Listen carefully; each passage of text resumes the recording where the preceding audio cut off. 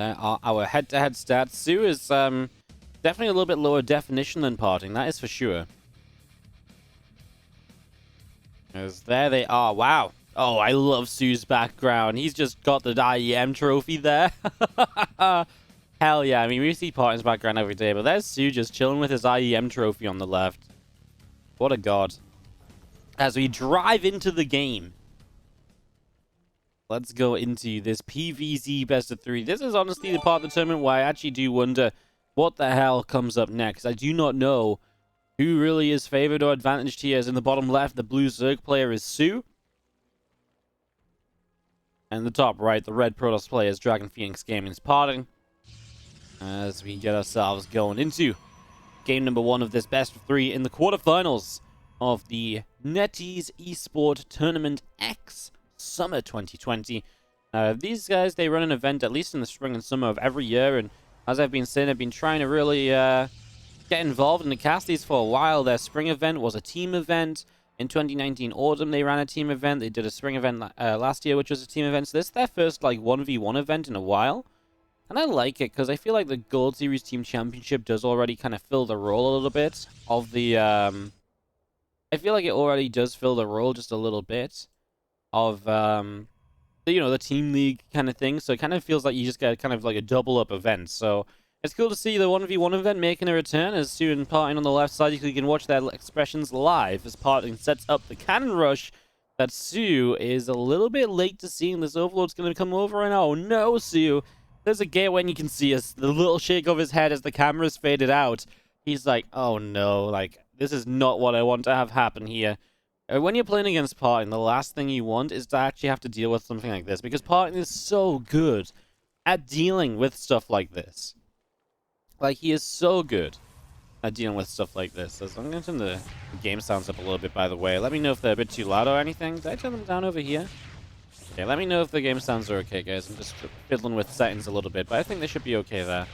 So, yeah, PartinG's just going to have a cannon on this hatchery. He's going to let this hatchery finish, by the way, soO. I mean, I don't like this, because this is obviously a hatchery now, which is just, you don't get any money back off of it. That's kind of rough. PartinG building a Cybercore back at home. Roach roaring on the way from soO right away now, as a way to maybe try and break out of this. Game sounds a bit quiet. Yeah, I kind of agree. That's why I turned it up. I turned it up a little bit here as well. Thanks for the feedback, guys. Obviously, this is not our usual casting setup. Casting this clean feed is always a little bit wonky. You never know what volumes things are going to be. All right, well, Cannon's helping to pick off that hatchery, so that hatchery does indeed fall as Zealot running around a little bit. Roach runs about to complete from soO. And actually, I didn't realize this, but there was a gas steal by PartinG in the main base. I feel like we haven't seen that yet, so that's a pretty big deal because now there's a gas steal. You actually know I was, really able to afford Roaches as you might usually be. You can't build up the gas to build a ton of Ravagers. And that means that the Robo and the Immortal play is going to be that little bit more powerful as we see an extra cannon, extra shield batteries. All of this, you just want to hold down until your first Immortal is here. And then, of course, the batteries are going to keep that Immortal healed up and in full HP. As we do have our first Ravagers morphing in, so definitely a bit of potential to put some pressure on that low ground, but the fact that you're missing a gas here as soO is massive. Definitely helps PartinG out big time. We're going to see these couple of Ravagers firing, and Zealot taking a bit of damage here. A couple of corrosive biles going off on the cannon, but they get healed. Oh, it gets healed up pretty quickly by the battery. And this Immortal now on the way out is going to Chrono Boost. It's going to be joining the field here in just a few moments' time as another shield battery goes up. A couple of Ravagers setting up, more biles going down. I mean, cannon just going to get healed back up, right? And this is the power of the Ravagers right now. You're picking away at shield battery energy, which just means that you're not going to be having the same amount of energy that you really need to help heal up the Immortals at all. So the first Immortal pops out, and this Prism is Chrono Boosting away as well. The extra biles, and this cannon still taking just a few extra hits of damage so far. And that War Prism going to take to the stage fairly soon, as we're just going to be having the... there's two batteries completely drained of energy already. It's really not been a bad start when you think about it. soO says I'm going to get a lair up. The Nidus is very popular at this kind of point in time. Because the Nidus really gives you a chance not just to Nidus your opponent's base, but even just to get out onto the map to take a hatchery or something. So I imagine that has to be the game plan here from soO with the Nidus, or with the lair at least. Building a sport at the front is something that will help to zone the Warp Prism a little bit better. As 2 Adepts actually get into the main, he will get 3 drones. So PartinG able to deal some good damage there. As we do have the Immortal coming back in on a continued fight against the Ravagers. There's just going to be seen a second Immortal popping out. So 2 Immortals moving up, this Queen taking some extra shots, and still just seeing our Immortals dancing. As they avoid too much trouble. Oh, that Queen is so low. It's the Queen with all the energy as well. Oh, wow. PartinG actually found the drone on the map. That's such a big deal. Because now he can kind of track where it wants to go to build a hatchery. So you should know where the hatchery comes down pretty much from the start. And that's a really nice little bonus.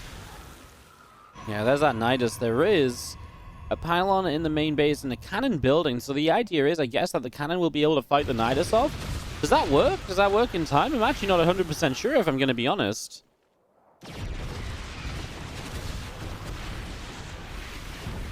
Just going to see our Immortals just continuing to move around, and just going to see a couple of Immortals moving up this ramp. Still keeping the pressure up. RoboBay behind this as well, by the way. So PartinG's actually going to move into a Disruptor as the next unit addition. This Overlord gets pushed back. You can still Nidus as... Oh, that's loud. Sorry, apologies, guys. Let me turn my alert sounds down. Sorry, that's just because I'm messing with the volumes of things. So yeah, just going to be seeing the couple of Ravagers still trying to do what they can, but yeah, with the Disruptor on the way, this gets very scary very quickly. Now, soO's already in trouble, right? I mean, he is Nidusing across the map, though. It has gone up. And just one cannon here. I mean, this is where PartinG is in trouble. Shield battery, not in time. If you had the super battery right away, this would have been great. I mean, this is where it becomes really a true full-on base trade. I think PartinG's okay, though, because I think PartinG in a base trade right now, he looks at this and he says, well, eventually I'm going to win with my Immortals, right? You know, I can micro all day. And he is going to, with the probes, fight until the very end. And he's actually doing a pretty good job of clearing up as Queen goes down. There's still 3 Ravagers over here. I just think the problem is the efficiency of this Immortal army is really good. The picture-in-picture comes through, so you can see the probes chasing the Immortals, chasing Ravagers back into the Nidus. And then the units are going to pop out the other side. Wants to make sure every worker goes down.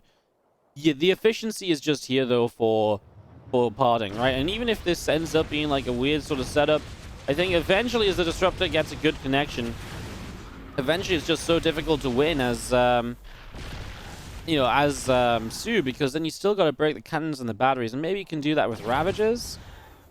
Yeah, I mean, the fact that we've got actually 2... Well, you know, I'm kind of a bit more of a believer again, because soO is back to mining at least. He's pushed this away, and the Immortals have to start dancing again. And of course, PartinG is not really afforded much during this. This Disruptor's still alive, though. One of the Immortals actually went down. That was a pretty big deal, but he had no choice because he had to save the Disruptor. And that's the problem, right? One Prism only has 2 slots for 2 Immortals or Disruptor, right? So, has to be careful there. This Disruptor is not quite going to connect, but taking a few shots means that the Immortals get some time to damage for free, and an extra Immortal shows up. PartinG, I think, is just going to do this. Like I say, the Immortal Micro in a scenario where it turns into like a base trade situation is just too much. It's just so difficult to really work your way against that. And I mean, drones pulling in, and PartinG is happy just to kite back and let the Immortals do their work. Because that's a morphing Ravager. Can he get it? Well, he doesn't get it before it morphs, but that's fine as he micros back. The Immortal's all low HP. He should really make sure they get it away. Oh my god, PartinG giving me some heart palpitations as things go a little bit wild there. I thought for a moment those Ravager piles were going to connect and those Immortals were going to die. Wow. I mean, here come the Immortals coming back, though. The extra Ravagers going down. There's just no way, right, that soO can truly hold this off any longer, as PartinG is going to pick away at pretty much everything else. There's only a Ravager left here. Having to pull the drones means he's just lost mining to keep up production, so there's definitely problems there as well. He eats a Corrosive Bile. That's obviously expensive as the Roach pops out. He actually loses an Immortal. He's only got 2 very low HP Immortals left over. He's still dancing, though. He wants to get that Ravager. He knows the value of it. Can he target fire the Ravager? Yeah, there we go. Ravager goes down. Now there's only melee units left. Lings in production that don't have speed. soO fights this to the very, very end. I mean, a Queen shows up. It's, again, just not going to make enough of a difference. And the Prism isn't afraid of one Queen, right? And back to the shield batteries, get healed up, and we can go again. And soO knows that this is going to be too much, and PartinG takes. Alright, so we get into game number 2 in just a moment. There is soO, there is PartinG. I just love that soO has the trophy in the background, though. As our car will drive across the screen. I'm gonna make a meme of this. It drives us into the game. In the top right-hand side, down the map, our blue Zerg player is soO from the Afrika Freaks. And in the bottom left-hand side, the red Protoss player is PartinG. He does low ground pylon, so maybe no cannon rush this time around. As we get ourselves into a game 2 of this best of 3, we get this going. So, as we swap back to the correct observing point of view, we get this started.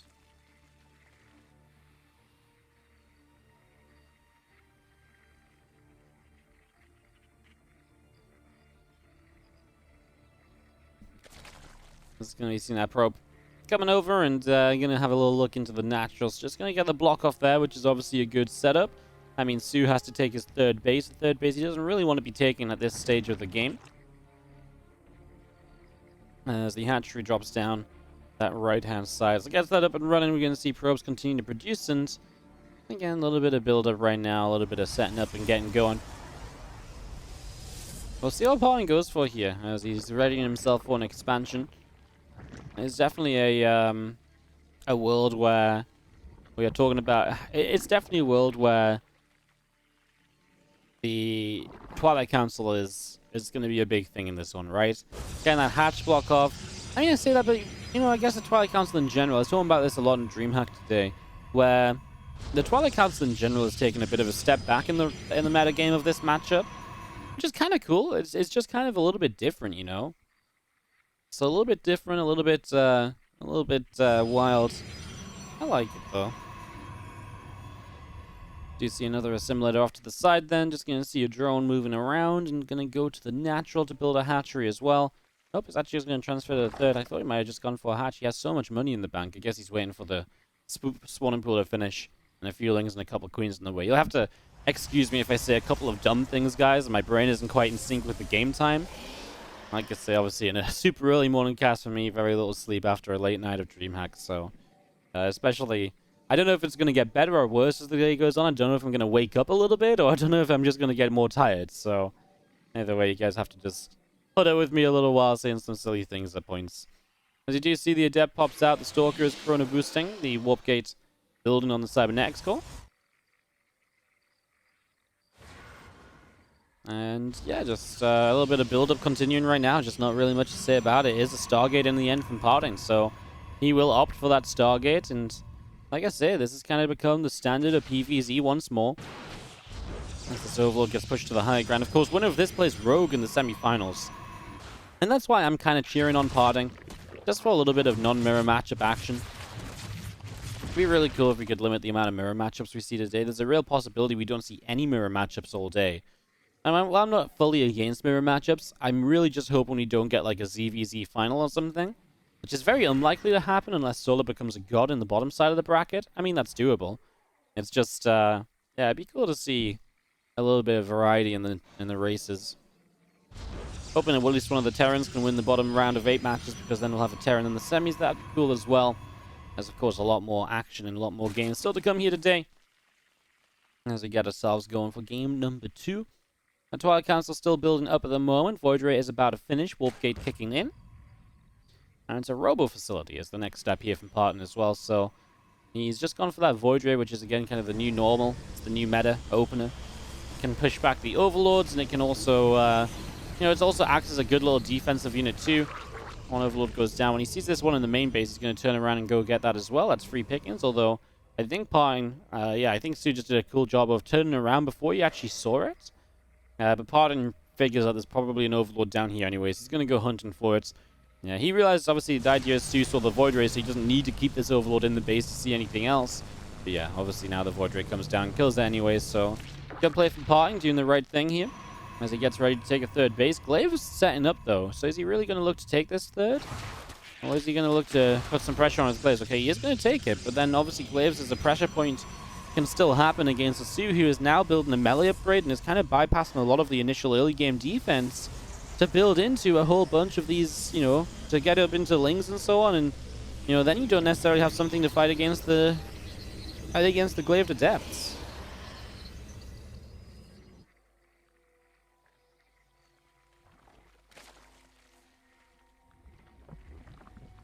$16 lings about to pop. That Bane speed's halfway done.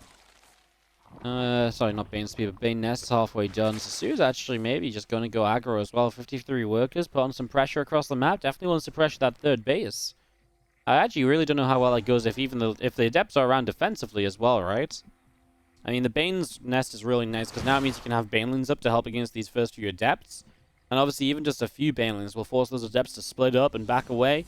And that split up can go a long, long way to being, you know, really, really good news because then the Lings can get a much better surround and a lot more surface area, and then they can trade so much better than they would otherwise. Adept shading for the Banes. Gonna be run over there by the Adept Shades, but well, this fourth base in a bit of trouble. Queens are coming down to try and fight this. Here come our Banelings, so PartinG. Well, I would like to say the first few Adepts split up well, but they really didn't. He took a lot of splash damage at the very start of that. And now the Lings are going to run in, I think, in overwhelming numbers to be able to shut this down. So I don't think PartinG can really do much else here just yet, as he will re-engage in. He still wants to try and put pressure on this fourth base, but yeah, I mean, the good thing about playing against Ling Bane is obviously you open another round of Adepts, and your opponent is, you know, going to have to rebuild even more Banelings. And there wasn't Banelings ready just yet. This Voider actually activated, but there is transfuse available, so that hatchery should not die. As you can see the Void hanging out overhead. I mean, the Void feels like it should go down kind of soon as the Banes are going to start getting here. Good split with one Adept to minimize some damage. Soak some Banes. He actually shades through toward the natural expansion. I mean, he's going to be out of range of a lot of the Banes. And then there's Roaches already here, so PartinG going to try and get a few drones on the trade out. Worker count-wise, he's okay, but he lost pretty much his entire army in doing this. And so soO, he is not one to say no to kind of the chance of going across the map and kind of ending the game. He doesn't do it just yet, though. He actually adds on some extra drones, so maybe PartinG will get away with what is a third of the army supply of the Zerg at the moment. That's a pretty big deal, as we do have the Ling Bane Roach army just moving down into the center. And, yeah, I mean, do you get aggressive at all from this? I'm kind of surprised he didn't at least go test the waters across the map. You know, try and see if there was a chance for even just the Lings to get a cancel on the third base or something, because I actually think there might have been. So for me, it's very weird that soO just didn't try to do that in the slightest. Yeah, that's kind of weird. He would have done well. Like, what is there to actually defend Lings over here? Like, sentries? Not really. That's for sure. Alright, well, soO is looking good still. Yeah, I mean, would have felt better if he'd counterattacked, but you know what? He's got +2 on the way. He's got his Roach and Baneling speed coming up. I guess that's not really in time to help with this push, and that does maybe worry me a little bit. No Roach speed to help dodge the Disruptor shots. Often a few Ravages here. Well, PartinG's not exactly still on the greatest amount of supply, but against no speed upgrades with Disruptors, he's got some Force Fields. PartinG always has opportunity and potential, right?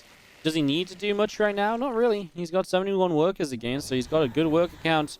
He's in no rush to kind of jump in on this. He's going to cancel a bunch of Banes, which is, it's cute, but not much more than that. And yeah, just going to pick those Disruptors up. His army going to back away. Now, he finished +1 and Blink. I mean, again, it's definitely a timing. His army doesn't seem to be really going elsewhere. He starts +2 now, and he starts extended thermal lens. Okay, so he does start to say, right, let's think about a future of this game. Let's see what I can do as my next step of this. I can get behind that. I like it. Well, this army of PartinG continue now down the bottom. And it's just going to be setting up as the fourth base gets going. Robo facility underway, the +2 attack, the extended thermal lance coming in, a couple sentries. All of this stuff that really helps PartinG get to the next stage of the game. As soO, well, soO's up against, you know, he knows what he's up against. It seems he's going into a Spire. I really like the Spire. I think it's really a cool addition right now, and he'll go Infestation Pit behind it as well, so he's got potential to go up to Hive, but again, initially is really looking toward that Spire to do a little bit more.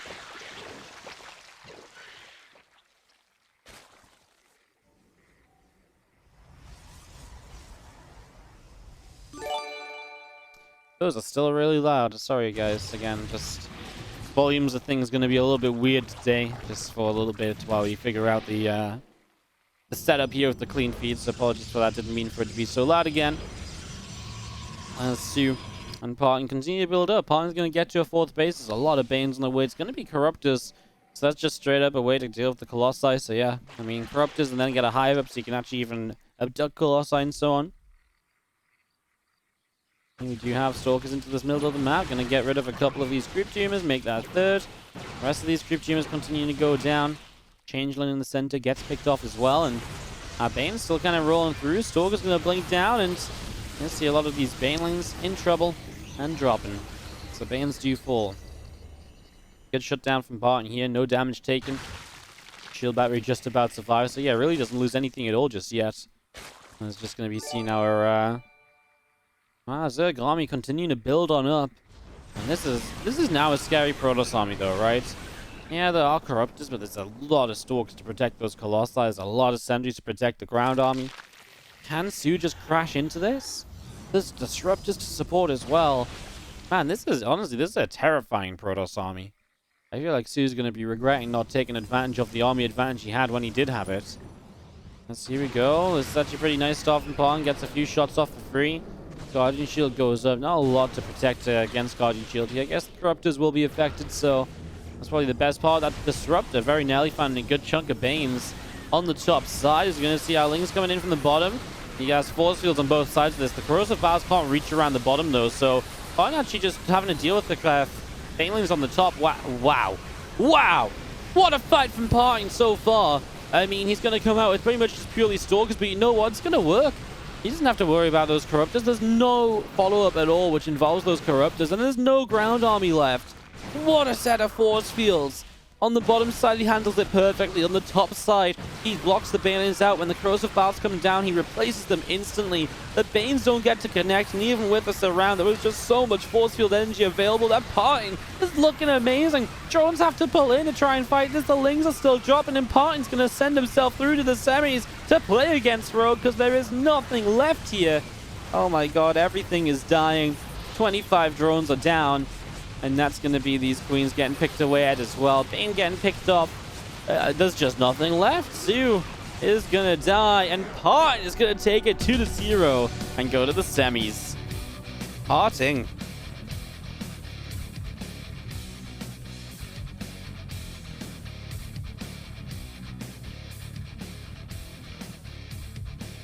Victory for PartinG now on the right side of the stage. Unfortunately, he's not actually in the arena, but if he was, he would be, you know, doing all sorts of winning ceremonies.